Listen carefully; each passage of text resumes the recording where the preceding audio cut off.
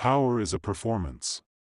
It's not enough to simply possess it, you must know how to carry it, how to display it, how to orchestrate every movement and interaction like a symphony. Law 24 teaches us this: play the perfect courtier. That's where real, lasting power lies. It's not always in the throne itself but in the one who knows how to move through the court, who navigates social terrain like a seasoned sailor in a storm. The courtier doesn't command armies, but he shapes kings.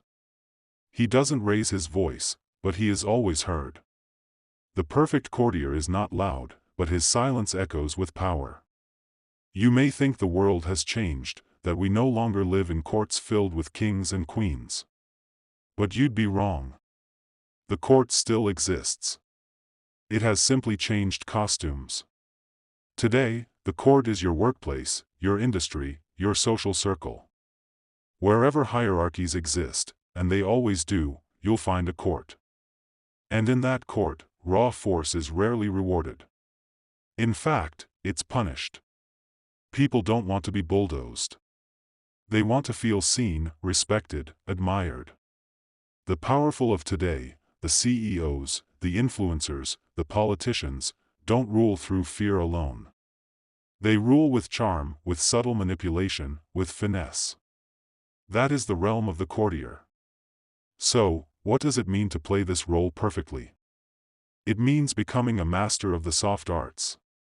It means understanding that you don't grab power, you attract it. You don't demand loyalty, you inspire it. You don't fight battles, you win allies. The perfect courtier is a student of people. They know who craves flattery, who fears being forgotten, who needs reassurance, who wants to feel superior. They read people the way a poet reads the wind. And then they respond, not with bluntness, but with precision. With elegance. With control. In this game, appearance is everything. You don't show your anger, even when you're furious. You don't speak your ambitions, even when they burn inside you. You wrap everything in silk, even your sharpest thoughts. Because in the court, directness is dangerous. Power doesn't move in straight lines, it flows through whispers, gestures, suggestions. The perfect courtier knows this. They know that timing, delivery, and tone matter more than truth. It's not about being fake, it's about being strategic. And the courtier's greatest tool? Discretion. When others talk too much, reveal too much, confess their plans and weaknesses, the perfect courtier listens. Smiles. Nods. But never exposes themselves. Their thoughts are a mystery. Their next move, unreadable. People are drawn to them because they're composed, controlled, refined. They exude a quiet authority that doesn't need to be shouted. It's magnetic. You can feel it when they enter a room. Not because they demand attention, but because they don't. Now understand this, the courtier is not weak. They are not passive. Playing the perfect courtier is an aggressive form of power, but it's wrapped in grace. It's influence in silk gloves. It's dominance with a smile. The courtier wins because others let them win. They charm their enemies into allies. They soothe egos instead of bruising them. They don't confront, they redirect. And when they rise, it looks like everyone helped them do it. That's the art. That's the genius. The perfect courtier avoids envy because they shine just enough, but never too much. They don't boast. They elevate others. They make kings feel like kings, even as they guide them to their own will. It's not about being the center of attention. It's about placing yourself just close enough to the center that everything must pass through you. You don't need the crown if you control the crown wearer. And yes, it requires patience. You have to play the long game. You must master restraint. But the rewards? Immense. You become indispensable without becoming a threat. You become trusted without being fully known. You are admired without being envied. That is a rare and precious balance. And once you find it, you hold a kind of power that is hard to challenge, because no one sees it clearly enough to strike it.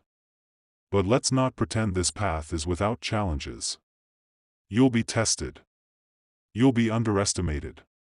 People will mistake your calm for weakness, your politeness for passivity.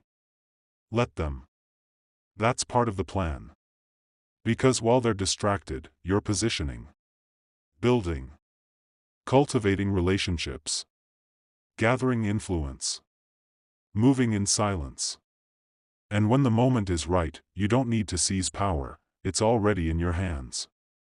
The perfect courtier does not react. They respond. They don't gossip, but they hear everything.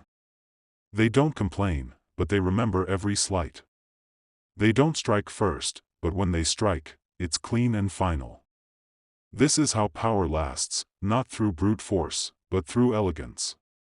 Through the art of diplomacy. Through being so skilled at managing people that you never need to overpower them. They want to follow you. They want to help you win. This law is a call to mastery. Not of tasks, but of relationships. Not of strategy, but of people. It asks you to be intentional with every word, every movement, every look. Because in the court, every detail matters. A single phrase can raise you, or ruin you. A poorly timed joke can cost you an ally. A flash of arrogance can turn admiration into resentment. The court is a theater, and you must be both actor and director, always aware of the script, the lighting, the audience. Always in control. And yet, here's the paradox, you must do all of this while appearing effortless. That's the trick. The perfect courtier never looks like they're trying.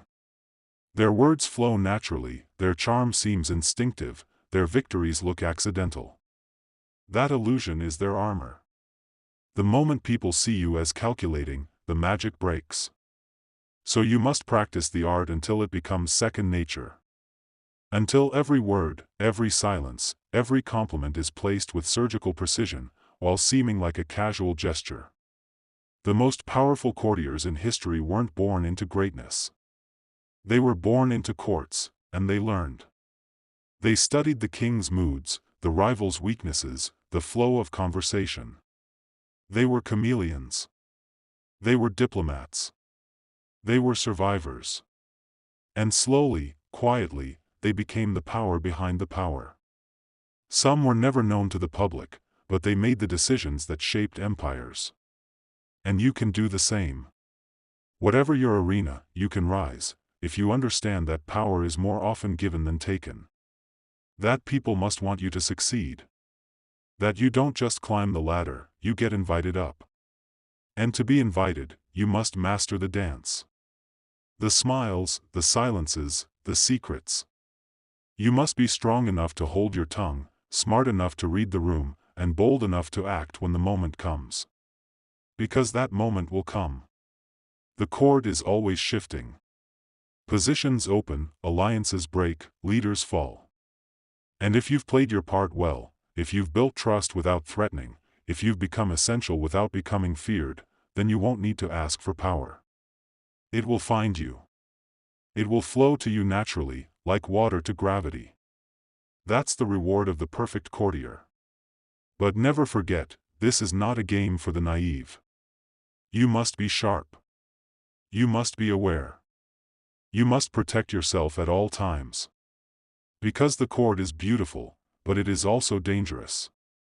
One wrong move can end your rise. One misplaced word can create a hidden enemy. That's why you don't just play the court, you master it. You outlast the rest.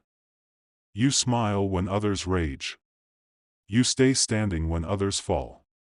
That's the difference. So ask yourself, how do you move through your world? Do you bulldoze or do you glide? Do you intimidate or do you inspire? Do people follow you out of fear, or out of admiration? The answer will tell you everything you need to know about your power. And if you find that your current approach is all thunder and no magnetism, then it's time to step back. To study.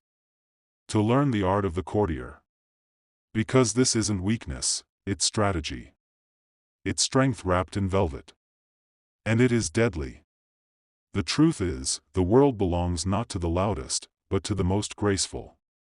Not to the brash, but to the wise. Those who play the long game, who understand that charm beats force, that subtlety beats aggression, that presence beats volume. Those who make others feel seen, heard, appreciated, even as they're being led.